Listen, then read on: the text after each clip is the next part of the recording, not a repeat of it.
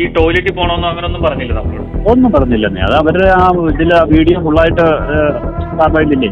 ഡിപ്പോയിൽ സമയം വന്നു പോലീസ് വന്നു കഴിഞ്ഞു. അത് കഴിഞ്ഞിട്ട് അവരുടെ കൂടെ തന്നെ നമ്മൾ പോലീസ് സ്റ്റേഷനിൽ ചെന്നു.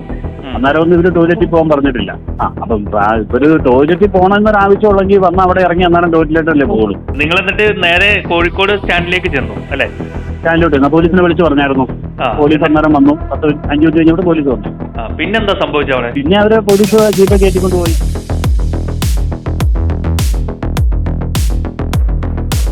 നമസ്കാരം. കഴിഞ്ഞ ദിവസം സോഷ്യൽ മീഡിയയിൽ വൈറലായ ഒരു വീഡിയോ ആണ്. ഒരു യുവതി സ്റ്റോപ്പില്ലാത്ത സ്ഥലത്ത് സൂപ്പർഫാസ്റ്റ് പ്രീമിയം ബസ് നിർത്തണമെന്ന് ആവശ്യപ്പെട്ടു. പക്ഷേ ബസ് നിർത്തിയില്ല. ഇതിനെ തുടർന്ന് പ്രകോപിതയായ യുവതി ആ ബസ്സിൻ്റെ ചില്ല് തകർക്കുന്ന വീഡിയോ ആയിരുന്നു. അതിനുശേഷം ആ പെൺകുട്ടിയെ പോലീസ് സ്റ്റേഷനിലേക്ക് കൊണ്ടുപോയി അവിടെ വെച്ച് 28,000 രൂപ ഈ നഷ്ടപരിഹാരം വാങ്ങിയതിന് ശേഷം വിട്ടയക്കുകയായിരുന്നു. അപ്പോൾ ആ സമയം ഈ പെൺകുട്ടി ഒരു വിശദീകരണമായി രംഗത്ത് വന്നു. പെൺകുട്ടി ടോയ്ലറ്റിൽ പോകുവാനായിട്ടാണ് വാഹനം നിർത്താൻ ആവശ്യപ്പെട്ടത് എന്നൊക്കെയായിരുന്നു.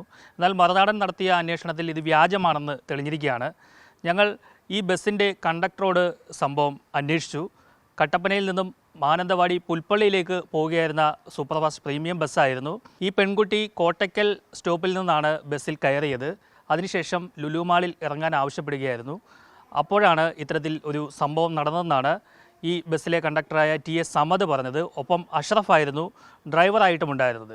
എന്തായാലും നമുക്ക് TA അഷ്റഫ് പറയുന്നത് എന്താണെന്ന് കേൾക്കാം. അന്ന് എന്തായിരുന്നു സംഭവിച്ചേ ഈ സംഭവം?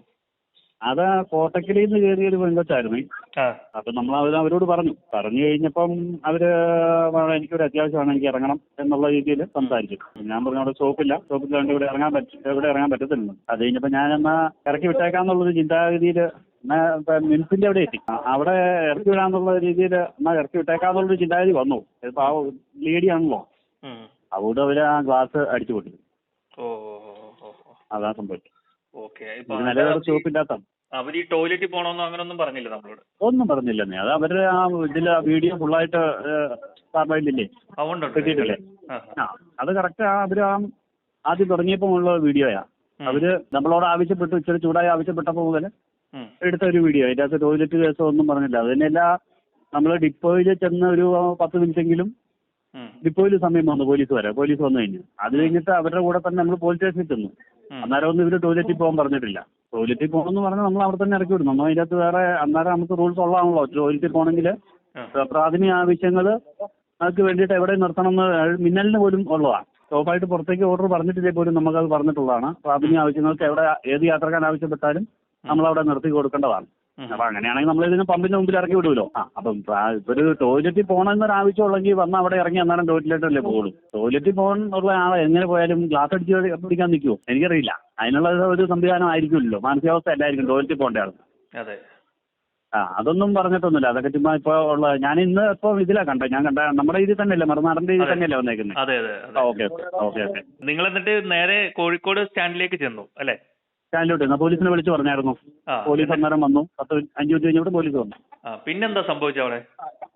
പിന്നെ അവര് പോലീസ് ജീപ്പ് കയറ്റിക്കൊണ്ട് പോയി. പോലീസ് സ്റ്റേഷനിൽ കൊണ്ടുപോയിട്ട് ആദ്യം നടക്കാവ് സ്റ്റേഷനിലാണ് പോയി. അവിടെ ചെന്ന് കഴിഞ്ഞപ്പോൾ ഇത് എവിടെ വെച്ചാൽ സംഭവം എന്ന് ഞാൻ ചോദിച്ചപ്പോൾ ഞാൻ പറഞ്ഞു മിൽസിന്റെ ആ ഭാഗത്താന്ന് പറഞ്ഞപ്പോൾ അത് മെഡിക്കൽ കോളേജ് ഹോസ്പിറ്റലാണെന്ന് പറഞ്ഞ് ഞങ്ങള് ആ കുട്ടീനെ വേണ്ടി കയറ്റി നേരെ മെഡിക്കൽ പോലീസ് സ്റ്റേഷനിലോട്ട് പോയി. അപ്പൊ അവിടെ ചെന്ന് കഴിഞ്ഞാൽ പിന്നെ പറഞ്ഞ് 28 രൂപ കൊടുത്ത് ഒരു പൈസ അടയ്ക്കാം എന്നുള്ള ഒരു ഇതിൽ വന്ന് പൈസ കൊടുത്ത് തീർക്കുകയാണ്. പിന്നെ നമ്മൾ ഈ ഗ്ലാസ് മാറ്റിയോ? എന്താ ചെയ്തത്? ആ ഗ്ലാസ് മാറി. ഗ്ലാസ് നമ്മൾ പിറ്റേ ദിവസമാണ് മാറിയത്. ദിവസം ചാടി മുടങ്ങി. നമ്മൾ കോഴിക്കോട് നിന്ന് മാനന്തവാടിക്കുള്ള ട്രിപ്പാണ് മുടങ്ങിയത് അല്ലേ? മാനന്തവാടി പുൽപ്പള്ളി. പിന്നെ തിരിച്ചുള്ള ട്രിപ്പ് തിരിച്ച് കട്ടപ്പനയ്ക്ക് വരണമല്ലോ. അതെ. അതിന്റെയാണ് സർവീസ് മുടങ്ങിയതിന്റെ.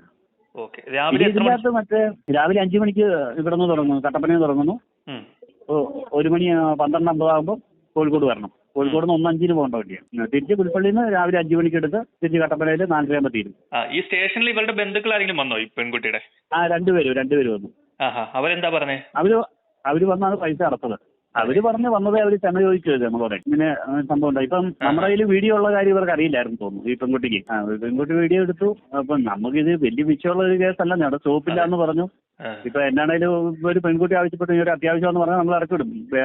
ബാത്റൂമിൽ പോകണമെന്നോ വാഷ്റൂമിൽ പോകണമെന്നോ നമ്മളോട് അവർ ആവശ്യപ്പെട്ടിട്ടില്ല. അത് ആ വണ്ടിയിൽ ഇരിക്കുന്ന ആൾക്കാർ എല്ലാം തെളിവുള്ളതാണ്. നമ്മുടെ വണ്ടി ഓൺലൈൻ റിസർവേഷൻ ഉള്ള വണ്ടിയാണ്. അതിൽ ആ നമ്പറുകൾ എടുത്തു വെച്ച് കഴിഞ്ഞാൽ കറക്റ്റ് അറിയാൻ പറ്റും. അവർ ആവശ്യപ്പെട്ടിട്ടേ ഇല്ല. ഒരു അങ്ങനത്തെ ഒരു കേസ് അവർ പറഞ്ഞിട്ടില്ല. അവരെന്തോ അത്യാവശ്യം ഒരു ആങ്കർ ഏതാണ്ടാണ്.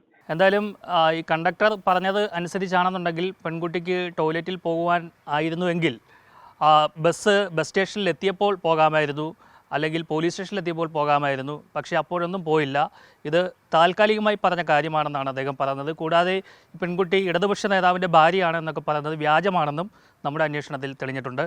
എന്തായാലും ഈ സ്റ്റോപ്പില്ലാത്ത ബസ്സുകളിൽ കയറി ഇത്തരത്തിൽ ഇറങ്ങണമെന്ന് പറഞ്ഞു കഴിഞ്ഞാൽ അത് നിർത്താൻ അനുവദിക്കില്ല.